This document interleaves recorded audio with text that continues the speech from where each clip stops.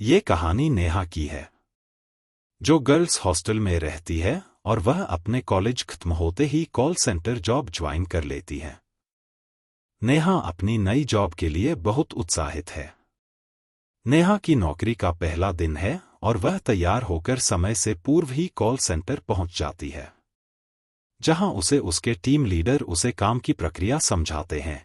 Neha college में बहुत ही होनहार छात्रा थी, इसलिए उसे काम को समझने में कोई ज्यादा परेशानी नहीं होती और वह पहले ही दिन से क्लाइंट कॉल अटेंड करने लगती है। नेहा के बात करने का तरीका इतना अच्छा रहता है कि वह पहले ही दिन कई ऑर्डर जनरेट कर देती है। यह देखकर नेहा का टीम लीडर बहुत खुश होता है और उसके काम के लिए उसे सबके सामने प्रोत्साहित करता है। नेहा खुश हो जाती है और कई दिन होने के बाद अब नेहा को भी यह काम अच्छा लगने लगता है। नेहा अपने काम से इतना प्यार करने लगती है कि उसे कई बार अपनी टाइमिंग का भी पता नहीं चलता। कई दिन ऐसे ही चलते रहते हैं। एक दिन नेहा का टीम लीडर उसे नाइट शिफ्ट करने के लिए कहता है, लेकिन नेहा रात में काम करने को मना कर देती है। दरअसल कॉल सेंटर की रात को काम करने वाले स्टाफ में कमी आ जाती है, जिसकी वजह से नेहा को अप्रोच किया जाता है। काम की मजबूरी के चलते नेहा हाँ कर देती है और अगली रात 8 बजे से नेहा कॉल सेंटर पहुंच जाती है। नेहा जैसे ही अपना हेडफोन लगाती है, लेकिन वह इस कॉल को नजरअंदाज कर देती है। उसे लगता है यह जरूर किसी की शरारत होगी और वह रात की शिफ्ट खत्म करके सुबह अपने हॉस्टल पहुंचती है। हॉस्टल में नेहा खाना खाते वक्त टीवी देख रही होती है। तभी उसे खबर मिलती है कि उसके टीम लीडर की कार एक्सीडेंट में मौत हो गई है और यह देखते ही नेहा अपना खाना छोड़कर अपने कॉल सेंटर भागती है। वहां उसे पता चलता है कि उसके टीम लीडर नाइट शिफ्ट खत्म करके अपने घर जा रहे थे और रास्ते में ही एक ट्रक से उनका एक्सीडेंट हो गया और उनकी मौत हो गई। लेकिन नेहा इसलिए ज्यादा परेशान थी क्योंकि रात को जो कॉल आया था उसमें यही मैसेज था कि सुबह तुम्हारे टीम लीडर की कार एक्सीडेंट से मृत्यु हो जाएगी, और वह कॉल हकीकत में बदल चुका था, जिससे नेहा बहुत परेशान थी। वह सभी को यह बात बताना चाहती थी, लेकिन उसे अच्छे से पता है कि कोई उसकी बात का यकीन नहीं करेगा। नेहा पता करना चाहती है कि वह कॉल किसने किया था, इसलिए वह अपने एडमिनिस्ट्रेशन में जाकर कॉल डिटेल पता करती है। लेकिन जिस समय नेहा को कॉल आया था उस समय का कोई भी रिकॉर्ड मौजूद नहीं होता। इसका मतलब उस समय किसी क्लाइंट का कॉल नेहा को नहीं आया था। नेहा इस बात पर यकीन ही नहीं कर पा रही थी कि उस कॉल की वजह से ही उसके टीम लीडर की मौत हुई और वह परेशान होकर अपने हॉस्टल वापस लौट जाती है। सारा दिन परेशानी झेलने के बाद वह अपनी नाइट शिफ्ट के लिए तैयार होती है और कॉल सेंटर पहुंच जाती है। यहां उसके सहकर्मी पहले से ही काम कर रहे होते हैं और टीम लीडर के स्थान पर एक नए व्यक्ति को नियुक्त किया जाता है। नेहा जाते ही नए टीम लीडर से परिचय करती है और उसके बाद क्लाइंट कॉल अटेंड करने में लग जाती है। देखते ही देखते रात 12 बज जाते हैं और फिर उसे उसी तरह का एक और कॉल आता है और उसमें बताया जाता है कि आज रात 2 बजे कॉल सेंटर के सर्वर रूम में आग लग जाएगी, जिससे कॉल सेंटर का सारा क्लाइंट डाटा बर्बाद हो जाएगा और इससे कंपनी को बहुत नुकसान होगा। लेकिन नेहा इस बार इस बात को हल्के में नहीं लेती और अपने नए टीम लीडर से जाकर सारी बात बता देती है और वह भी नेहा की बात पर भरोसा करते हुए सर्वर रूम का परीक्षण करता है।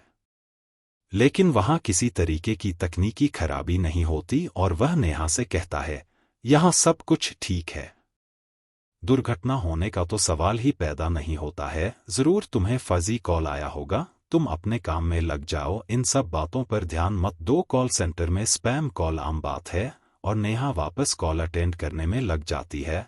कुछ समय बाद जैसे ही 2 बजते हैं, सर्वर रूम में एक छोटा सा धमाका होता है और काम कर रहे सभी लोग भागते हुए वहां पहुंचते हैं और देखते ही देखते सारे कमरे में आग लग जाती है। टीम लीडर सभी से आग बुझाने को कहते हैं। तभी वहां रखे हुए पानी के कंटेनर से सभी आग बुझाने में कामयाब हो जाते हैं, लेकिन सर्वर रूम जलकर खाक हो चुका था और अब वहां कोई बैकअप नहीं किया जा सकता था। मतलब जो कॉल आया था वह पूरी तरह सच साबित हो चुका था और यह बात केवल नेहा और उसका टीम लीडर ही जानते थे। नेहा का टीम लीडर उसे अपने चैम्बर में बुलाता है और नेहा से पूछता है, तुम्हें ऐसे कॉल कब से आ रहे हैं?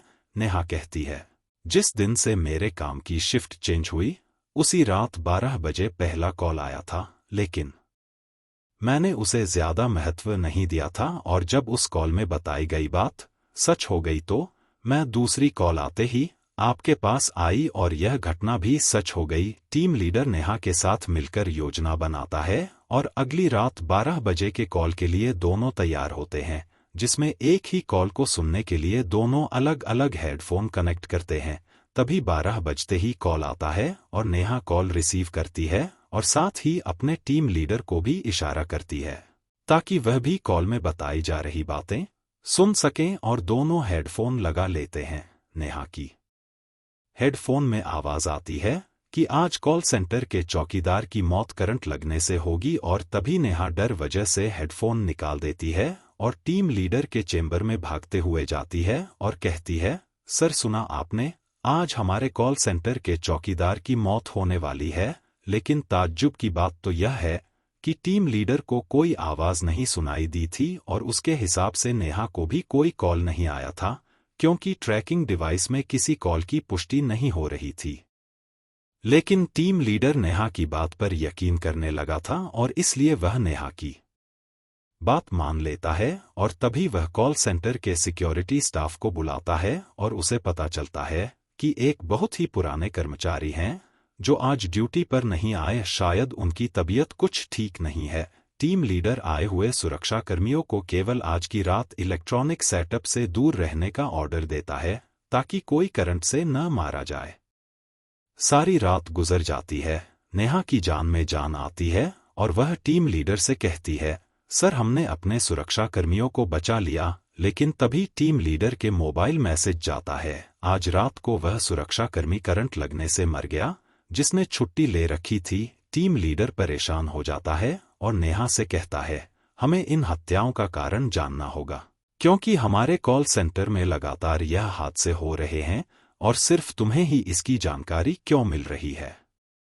तभी दोनों कॉल सेंटर का इतिहास जानने की कोशिश करते हैं और पुराने कर्मचारियों से संपर्क बनाते हैं। उन्हें एक पुरानी कर्मचारी महिला मिलती है जो लगभग 12 साल पहले वहां काम कर रही थी, लेकिन उसके साथ कुछ पुरुष कर्मचारियों द्वारा गलत बर्ताव किया जाता था, इसलिए मजबूरी में उसे अपना काम छोड़ना पड़ा और उसकी सहेली जिसका नाम भी नेहा था, उसके साथ तो बहुत ही गलत हुआ था, जिस सदमे से उसने उसी कॉल सेंटर में फांसी लगा ली थी और कुछ समय के लिए वह कॉल सेंटर बंद रखा गया था। नेहा की टीम लीडर को अब सारी बात समझ में आने लगती है और उसे एहसास होने लगता है कि वही लड़की नेहा से संपर्क बना रही है, क्योंकि वह नेहा में ही अपने आप को ढूंढ रही थी। नेहा यह बात जानते ही डर जाती है और वह अपनी नौकरी छोड़ने का फैसला करती है, लेकिन टीम लीडर उसे मनाने की कोशिश करता है और कहता है, तुम ही हो जो उससे संपर्क बना सकती हो और यदि तुम चली गई तो ये हादसे हमेशा होते रहेंगे और हमें पता भी नहीं चलेगा। जरा सोचो कितने निर्दोष लोगों की जान जा सकती है। और यह बात सुनते ही नेहा मन बना लेती है कि वह पता लगा कर रहेगी कि यह हादसे कैसे रोके जा सकते हैं और दोनों मिलकर एक व्यक्ति के पास जाते हैं जिसे वैज्ञानिक रूप से भूतों से संपर्क साधना आता था। वहां जाकर उस व्यक्ति से उन्हें पता चलता है कि जब तक उसका बदला शांत नहीं होगा वह ऐसे ही हत्या करती रहेगी, लेकिन यदि हम उसकी आत्मा का संपर्क कॉल सेंटर से अलग करने में कामयाब हो जाए तो हादसे रोके जा सकते हैं। लेकिन इसके लिए नेहा की जान को खतरा हो सकता था, क्योंकि उस वक्त नेहा को अकेले ही कॉल सेंटर में रहना होगा और जैसे ही वह नेहा से संपर्क करेगी तो उसे नेहा के शरीर के अंदर आने के लिए यह व्यक्ति विवश कर देगा और उसे नेहा के शरीर के अंदर रखते हुए कॉल सेंटर से बाहर निकालकर किसी दूसरे स्थान में उसे आजाद कर देगा, जिसके लिए उससे जुड़ी पहले की कोई पुरानी वस्तु ही जरिया बन सकती है। और अधिक जानकारी जुटाने से उन्हें पता चलता है कि वह हेडफोन जो नेहा इस्तेमाल करती थी उसे वही लड़की इस्तेमाल किया करती थी, लेकिन यह कार्य गुप्त तरीके से किया जाना था क्योंकि वहां लोगों के होने से असफल होने का खतरा था। टीम लीडर सभी स्टाफ को छुट्टी दे देते हैं और तीनों मिलकर योजना को अंजाम देने के लिए कॉल सेंटर पहुंच जाते हैं। रात 12 बजते ही हमेशा की तरह कॉल आता है और योजना के अनुसार वैज्ञानिक उस मां को तकनीकी प्रक्रिया के तहत नेहा के शरीर में उसे प्रवेश करवा देते हैं और नेहा बहुत अजीब सा बर्ताव करने लगती है। उसे संभलना मुश्किल हो जाता है। तभी दोनों नेहा को रस्सी के सहारे बांधकर कार तक ले जाते हैं और एक सुनसान जगह धार्मिक स्थल पर उसे आजाद करने की तकनीकी प्रक्रिया करते हैं। क़यामत की रात। कुछ ही घंटों बाद नेहा को होश आ जाता है। टीम लीडर यह देखकर बहुत खुश होता है क्योंकि उन्होंने खतरा उठाते हुए इतना बड़ा काम कर लिया था और बहुत से बेकसूर लोगों को मरने से बचा लिया था। इस हादसे ने नेहा को झकझोर के रख दिया, इसलिए वह अपनी नौकरी छोड़ देती है और अपने गांव वापस चली जाती है। इस घटना के बाद कुछ दिनों के लिए कॉल सेंटर में नाइट शिफ्ट बंद कर दी जाती है।